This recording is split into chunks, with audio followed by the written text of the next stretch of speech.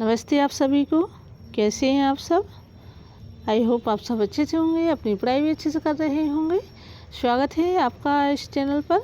और आज हम देख लेते हैं हिंदी विशिष्ट कक्षा 12 स्वाति में जो कबीर की अमृतवाणी दी हुई है, तो उसके आज हम यहाँ प्रश्नोत्तर पढ़ेंगे। प्रश्न रहेंगे अति लघु उत्तरीय प्रश्न और लघु उत्तरीय तथा दीर्घ उत्तरीय प्रश्न हम यहाँ पढ़ेंगे। प्रश्न पहला है, कबीर ने किसकी संगति करने के लिए कहा है? तो इसका उत्तर क्या होगा? कबीर ने साधु पुरुष की संगति करने को कहा है। सत्पुरुषों की संगति करने से सन्मार्ग पर चलने लगते हैं, जिससे लोक परलोक सुधारते हैं। अर्थात कबीरदास जी ने कहा है कि साधु पुरुष जो सज्जन पुरुष हैं, अच्छे लोग हैं, उनकी संगति करना चाहिए। सत्पुरुष जो होते हैं, जो अच्छे सत्य पर अच्छे सज्जन पुरुष जो हैं, उनका साथ संगति हमें करना चाहिए। सन्मार्ग यानी कि अच्छे मार्गों पर हमें चलना चाहिए, जिससे यह लोग और परलोक दोनों जो हैं सुधरते हैं। अगला हम प्रश्न देखते हैं, नाव में पानी भर जाने पर शयानों का क्या कर्तव्य है? तो यहाँ इसका उत्तर सही होगा। नाव में पानी भर जाने पर शयानों का यह काम है कि उस पानी को बाहर निकालें और अपनी नाव को डूबने से बचाएं। ठीक है। अगला प्रश्न हम देखते हैं, कबीर के अनुसार शरीर रूपी घड़े की विशेषता बताइए। तो इसका उत्तर होगा, कबीर के अनुसार मानव शरीर मिट्टी के कच्चे घड़े के समान है, जो पानी पड़ने से टूट जाएगा और हाथ कुछ भी नहीं आएगा। अगला हम प्रश्न देखते हैं, बुरे आदमी द्वारा बुराई त्याग देने पर खरे व्यक्ति का क्या प्रभाव पड़ता है?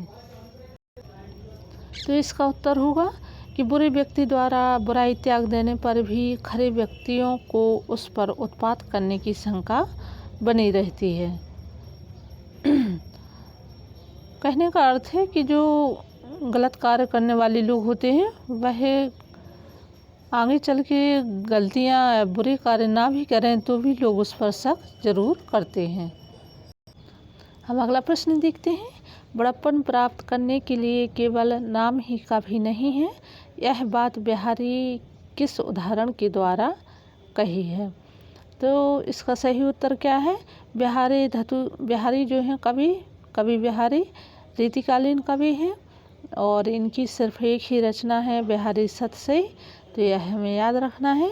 बिहारी धतूरे का उदाहरण देते हुए कहते हैं कि बड़प्पन प्राप्त करने के लिए केवल नाम ही काफ़ी नहीं है, अर्थात गुण का भी होना आवश्यक है। वे कहते हैं कि धतूरे को कनक या सोना भी कहते हैं, लेकिन उससे गहना नहीं बनाया जा सकता। तो नाम से कोई व्यक्ति वह वैसा नहीं हो जाता है, उसके गुण भी उस प्रकार से होने चाहिए। तो ये तो हुए अपने अति लघु उत्तरीय प्रश्न। अब हम देख लेते हैं लघु उत्तरीय प्रश्न। देखो, अधिकांशतः पेपर में जो है कक्षा 12 की परीक्षा में अति लघु उत्तरीय और लघु उत्तरीय प्रश्न आते हैं, और जो दीर्घ उत्तरीय प्रश्न है वह मुश्किल, जैसे पाठ वाइज यदि हम कहें तो 1 या 2 प्रश्न ही आते हैं। लघु उत्तरीय प्रश्न हम देखते हैं। प्रश्न पहला है, मिट्टी कुम्हार को क्या सिखाती है? तो इसका सही उत्तर होगा, मिट्टी कुम्हार को यह सीख देती है कि आज तू मुझे पैरों के नीचे रौंद कर प्रसन्न हो रही है, कल वह समय आएगा जब मैं तुझे अपने नीचे रौंदूंगी। कहने का तात्पर्य है कि मृत्यु के बाद मनुष्य का मिट्टी का चूल्हा मिट्टी में ही मिल जाता है। इस प्रश्न का उत्तर में देखिए यहाँ पर क्या निकल के आ रहा है कि मिट्टी कुम्हार को यह सीख देती है कि मिट्टी, जैसे कुम्हार जो है जब बर्तन बनाता है तो मिट्टी को पीटता है, उसको कूचता है, रौंदता है, जिससे कि मिट्टी जो है मुलायम और सॉफ्ट बन जाए। तो कहने का अर्थ है कि कभी भी व्यक्ति को गर्व और घमंड नहीं करना चाहिए। यह शरीर नाश्वर है और मिट्टी से बना है, और मिट्टी देखो पंच तत्व से बना है और पंच तत्व में ही विलीन हो जाता है। दूसरा प्रश्न हम देखते हैं, कबीर ने शब्द की क्या महिमा बताई है? तो इसका सही उत्तर है कबीर ने कहा है कि संसार में शब्द की बड़ी महिमा है, शब्द को सावधानी के साथ मुंह से बाहर निकालना चाहिए। यद्यपि शब्द के हाथ पैर नहीं होते हैं, लेकिन एक तरफ तो मधुर शब्द या अच्छे शब्द जो हैं औषधि या दवा का काम करते हैं, तो दूसरी ओर असावधानी या गलत तरीके से बोलने वाले कठोर शब्द जो सुनने वाले होते हैं उनके शरीर को घाव या दुख दे जाते हैं। होता है ना ऐसा कभी कि यदि कोई व्यक्ति बहुत दुखी हो, यदि अपन कोई एक बात भी अच्छी बोल दें तो वह उसको उससे बहुत सहारा मिलता है और उसको बहुत ही उसका दुख दूर होता है। और कोई एक गलत शब्द बोल दे, अशब्द बोल दे, तो आदमी को वो ताउम्र वह बात खटकती रहती है, तो वही है घाव कर जाती है। हम अगला प्रश्न देखते हैं, एक ही वस्तु किसी को सुंदर और किसी को कुरूप क्यों नजर आती है? तो अपने प्रश्न उत्तर हैं बिहारी के दोहे और कबीर की अमृतवाणी के। तो यहाँ एक ही वस्तु किसी को सुंदर किसी को कुरूप क्यों नजर आती है? बिहारी के अनुसार कोई चीज़ सुंदर या असुंदर नहीं है। बिहारी का कहना है कि कोई भी वस्तु कुरूप या सुंदर नहीं होती है। हमारे मन की जितनी चाहत जिस वस्तु या इंसान की तरफ होती वह उतना ही सुंदर दिखाई देता है। मन की भावना ही किसी चीज़ को सुंदर या असुंदर बनाकर दिखाई देती है। कहते हैं जैसी दृष्टि वैसी सृष्टि, है ना। तो यहाँ कहने का तात्पर्य है कि जैसे कक्षा में दो बच्चे हैं, तो एक बच्चे को यदि फलों में आम पसंद है और एक बच्चे को यदि किसी को सेब पसंद है या कोई भी फल है, अनार पसंद है, तो दोनों जो है अपनी अपनी पसंद को ज़्यादा बेहतर बताएंगे। तो इसीलिए कहा गया है कि सब कुछ समान है, बस लोगों का नज़रिया और भाव जैसा होता है वैसे ही वो है उसको बताता है। हम अगला प्रश्न देखते हैं, संपत्ति रूपी जल के निरंतर बढ़ने से मनुष्य पर क्या प्रभाव पड़ता है? तो इसका सही उत्तर है संपत्ति रूपी जल के निरंतर बढ़ने से वही खतरा रहता है जो एक नाव में जल के बढ़ जाने से रहता है। नाव में यदि पानी भरने लगे तो वह पानी उसे डुबो देता है। अतः नाव में बैठने वाले लोगों का कर्तव्य है कि उस पानी को बाहर निकालें। ठीक इसी प्रकार घर में बढ़ती हुई संपत्ति को दान आदि परोपकारी कार्यों में खर्च करना चाहिए ताकि हम नष्ट होने से बच सकें। हम अगला प्रश्न देखते हैं, क्षणिक का आदर प्राप्त कर आत्म प्रशंसारत व्यक्तियों का अंत क्या होता है? तो इसका सही उत्तर होगा क्षणिक का आदर प्राप्त कर आत्म प्रशंसारत व्यक्ति थोड़े समय के लिए तो प्रसन्न हो जाते हैं, परंतु कुछ समय बाद उनकी प्रसन्नता गायब हो जाती है, क्योंकि समाज में उनका आदर समाप्त हो जाता है। श्राद्ध पक्ष में कौए को सादर बुलाकर भोजन कराया जाता है, लेकिन श्राद्ध पक्ष के बाद उसे कोई नहीं पूछता। यही हालत आत्म प्रशंसारत व्यक्ति की होती है, क्योंकि उसकी पूछ भी थोड़े समय के लिए होती है। अब हम देखते हैं दीर्घोत्तरीय प्रश्न। तो दीर्घोत्तरीय प्रश्न यहाँ पर दिया हुआ है। पहला प्रश्न है कबीर कुसंग के दुष्प्रभावों को किन किन कारणों से स्पष्ट करते हैं, लिखिए। तो इसका सही उत्तर है कुसंग का दुष्प्रभाव मनुष्य पर अवश्य पड़ता है और उसे सुमार्ग से हटाकर कुमार्ग पर ले जाता है। यानी कि आप जैसी संगति करेंगे आप उसका वैसा ही परिणाम पाएंगे। यदि अच्छे लोगों के साथ रहेंगे तो आप भी अच्छे बन जाएंगे, और यदि गलत लोगों के साथ रहेंगे तो गलत बन जाएंगे। कुसंग में एक अजीब आकर्षण होता है जो मनुष्य को अपनी ओर खींच ले जाता है। लोभ मोह कुसंग का साथ देते हैं और काम ना करके धन मान प्राप्त करने की महत्वाकांक्षा नए लोगों को अपने जाल में फंसा लेती है। कबीरदास जी ने बताया है कि कुसंग उस पत्थर के समान है जो उस पर बैठने वाले को भी पानी में डुबो देता है, क्योंकि पत्थर स्वयं भी तैरने के गुण से रहित है। इसी प्रकार कुसंग मनुष्य को शरीर रूपी सागर में डुबो देता है। तो यहाँ कवि ने कुसंग के जो बुरे परिणाम हैं, दुष्प्रभाव या बुरा प्रभाव है, तो उसके बारे में बताया है। तो ये प्रश्न जो है आप लोग इस प्रकार से भी दिमाग में रखिए, याद करिए कि जैसे मान लो आप लोग कक्षा 12 के स्टूडेंट हैं और आप जैसी संगति करेंगे, यदि कोई आपका ही दोस्त कोई गलत लोगों के साथ रह रहा है, तो उस गलत संगति का आपकी उस दोस्त पर क्या प्रभाव पड़ रहा है, इस चीज़ को ध्यान में रख कर के यदि आप पेपर में उत्तर लिखेंगे तो आपको ज़्यादा याद करने की और या इस चीज़ को ध्यान रख कर के आप प्रश्न पढ़ें। जैसे जो भी हमने प्रश्न पढ़ा तो उससे संबंधित चीज़ को ही अपने माइंड में लाएं और फिर उसको पढ़ें, तो वो आपको जो उत्तर है वह जल्दी याद हो जाएगा। ठीक है, तो कुसंग के या जो संगति, बुरी संगति का यहाँ पर हमें क्या परिणाम, उसकी क्या रिजल्ट निकालते हैं, उदाहरण सहित हमें देना है। ठीक है, तो यहाँ कवि यही बता रहे हैं कि इसी कुसंग मनुष्य को संसार रूपी सागर में डुबो देता है।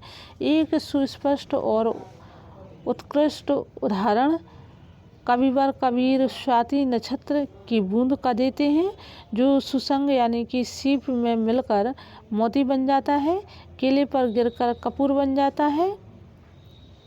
वही निर्मल बूंद कुसंग यानी कि गलत जगह पर गिरने यानी कि सांप के मुंह में गिरती है तो विष बन जाती है।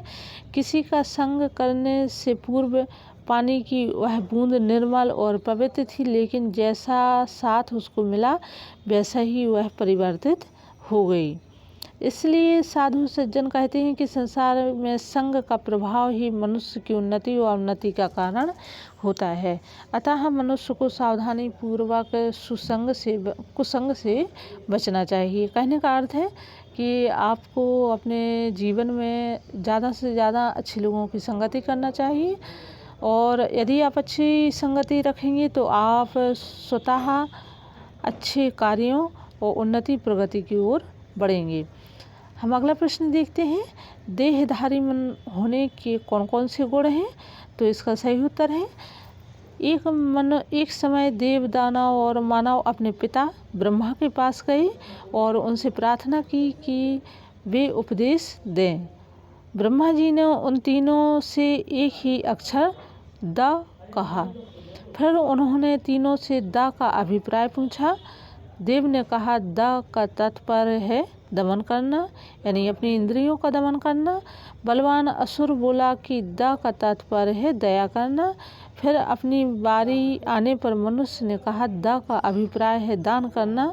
सुनकर पिता बोले साधु साधु, इससे स्पष्ट है कि देहधारी मनुष्य को दान और परोपकार करना चाहिए। यदि धन नहीं है तो शरीर और मन से दुखी लोगों की सहायता करें। दधीच मुनि ने अपना शरीर देकर उसकी हड्डियां इंद्र को दान की थीं। संसार में मनुष्य का शरीर ही ऐसा साधन है जिससे हम दीन दुखियों को दान दे सकते हैं और अन्य प्रकार से उसका उपकार कर सकते हैं। गोस्वामी तुलसीदास जी ने कहा है कि देह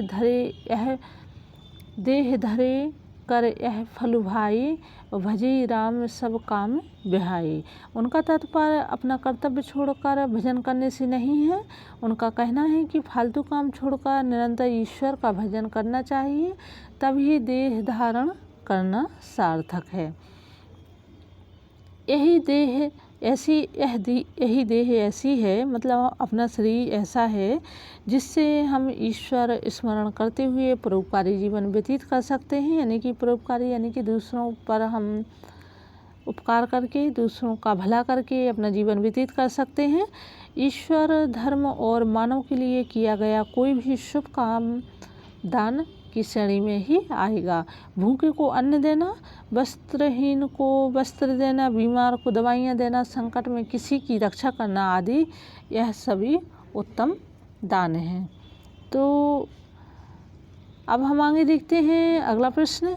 और अगला प्रश्न क्या है, नदिया जल कोयला भई में कबीर का क्या तात्पर्य है? तो इसका सही उत्तर है, वैसे नदी में ना तो आग लगती है, ना ही वह जल का कोयला बनती है। यहाँ कबीर ने गूढ़ रहस्यवाद को लिया है। शरीर में से जब प्राण निकल जाते हैं तो उसे निस्सार यानी कि सार रहित समझ कर जला दिया जाता है। आत्मा अजर और अमर है, लेकिन उसका आधार शरीर है। बिना शरीर के आत्मा संसार में नहीं रह सकती है, ना ही कुछ काम कर सकती है। जिस प्रकार नदी में जल से ही उसका जीवन है, उसी प्रकार आत्मा से ही शरीर में जीवन है, कार्य शक्ति है। आत्मा शरीर से निकल जाने पर शरीर को जला दिया जाता है। अगला हम प्रश्न देखते हैं। नर और नल नीर की तुलना कर कबीर जो बिहारी हैं क्या कहना चाहते हैं। एक बार प्रश्न फिर से सुन लीजिए। नर और नल नीर की तुलना कर बिहारी क्या कहना चाहते हैं। तो इसका उत्तर क्या है। नर और नल नीर की तुलना के माध्यम से कबीर बिहारी लाल यह कहना चाहते हैं कि जिस प्रकार पानी का जल जितना नीचा होकर चलेगा उतना ही ऊंचा पानी फेंक सकता है, उसी प्रकार जितना नम्र होकर मनुष्य चलेगा उतना ही ऊंचा स्थान प्राप्त करेगा। संसार में जो महान होता है वही नम्रता का व्यवहार करता है। कठोर बोलने वाले लोगों को नीच ही कहते हैं। नम्रता मनुष्य का वह आभूषण है जो उसका महानता में चार चांद लगा देता है। अतः मनुष्य को अपनी बोली में मधुरता और आचरण में नम्रता लानी चाहिए। ये दोनों गुण उन्नति के शिखर पर ले जाते हैं। वृक्ष पर लगे हुए फल भी नीचे की ओर झुक जाते हैं ताकि लोग उन्हें तोड़ सकें। नम्रता एक श्रेष्ठ गुण है जो महानता की पराकाष्ठा तक जाता है। तो यहाँ कहने का अर्थ क्या है। नर और नल नीर की तुलना पर बिहारी क्या कहना चाहते हैं। यहाँ पर यही इसका अर्थ निकल रहा है कि हम जितना नम्र हो करके झुक करके और जितने सभ्य बन करके रहेंगे हमारी यश उपलब्धि उतनी ही अधिक होगी। यहाँ उदाहरण देके भी कबीर बिहारी ने जो है फल के माध्यम से कि जो वृक्ष फल जितना फलदार वृक्ष होगा वह उतना ही झुका होता है ना। और जो मीठा बोलते हैं नम्र बोलते हैं वही सबसे अधिक महानता प्राप्त करते हैं। नम्रता एक सर्वश्रेष्ठ और सबसे अच्छा गुण है जो महानता की पराकाष्ठा महानता की अंतिम सीमा तक जाता है। हम अगला प्रश्न देखते हैं। सभी समानता में ही शोभा पाते हैं। बिहारी ने किन उदाहरणों से इस कथन की पुष्टि की है। तो इसका उत्तर है सभी वस्तुएं समानता में या उचित स्थान पर ही शोभा देती हैं। गलत स्थान पर रख देने से उस वस्तु की सुंदरता नष्ट हो जाती है। समान आयु समान स्तर समान वैभव समान बल और समान सौंदर्य वाले व्यक्ति ही साथ बैठते हुए शोभा देते हैं। बिहारी ने कहा है कि अंजन नेत्रों में ही शोभा देता है, यानी कि जो काजल है वो आँखों में ही शोभा देती है, जो पान की लाली है वो होंठों पर ही शोभा देती है। इस उदाहरण द्वारा बिहारी ने यह बताया है कि समान स्तर और समान गुणों वाली वस्तुएं ही साथ साथ अच्छी लगती हैं। असमान व्यक्तित्व वाले लोग समाज में एक स्थान पर नहीं बैठे हुए शोभा देते। एक बलवान व्यक्ति के पास निर्बल व्यक्ति बैठा दे, असुंदर व्यक्ति के पास असुंदर व्यक्ति को बिठा दे तो देखने वालों को अच्छा नहीं लगेगा। असमान वस्तुओं को हमारे नेत्र पहचान लेते हैं और उन्हें उतना सम्मान नहीं देते जितना समान वस्तुओं को मिलती है मिलने पर देते हैं। ठीक है, तो ये इसका उत्तर हुआ। तो अपने दीर्घोत्तरीय प्रश्न पूरे होते हैं। लघुत्तरीय अति लघुत्तरीय और दीर्घोत्तरीय प्रश्न पूरे होते हैं। अब आने वाली वीडियो में आप लोगों को जो यहाँ पर जो काव्य सौंदर्य के माध्यम से जैसे विलोम शब्द हैं और भी महत्वपूर्ण जैसे अलंकार हैं तो इनका हम विस्तार पूर्वक और सारगर्भित अच्छे से समझेंगे जिससे कि आप लोगों को समझ में आ जाएगा। विलोम और जो है मुहावरे वगैरह हैं रस अलंकार हैं यह आपको पढ़ना बहुत ही ज़रूरी है कक्षा 12 के स्टूडेंट के लिए। तो यहाँ से हम आगे अब शुरू करेंगे। तो आज के लिए इतना ही। उम्मीद है आपको वीडियो अच्छा लगा होगा और कमेंट में अपने विचार ज़रूर लिखिए कि आपको और किस प्रकार की जानकारी चाहिए पाठ विषय से संबंधित। घर पर रहिए, अपनी पढ़ाई अच्छे से करिए और अपना ध्यान रखिए। हम फिर मिलते हैं नई वीडियो नई जानकारी के साथ। तब तक के लिए धन्यवाद।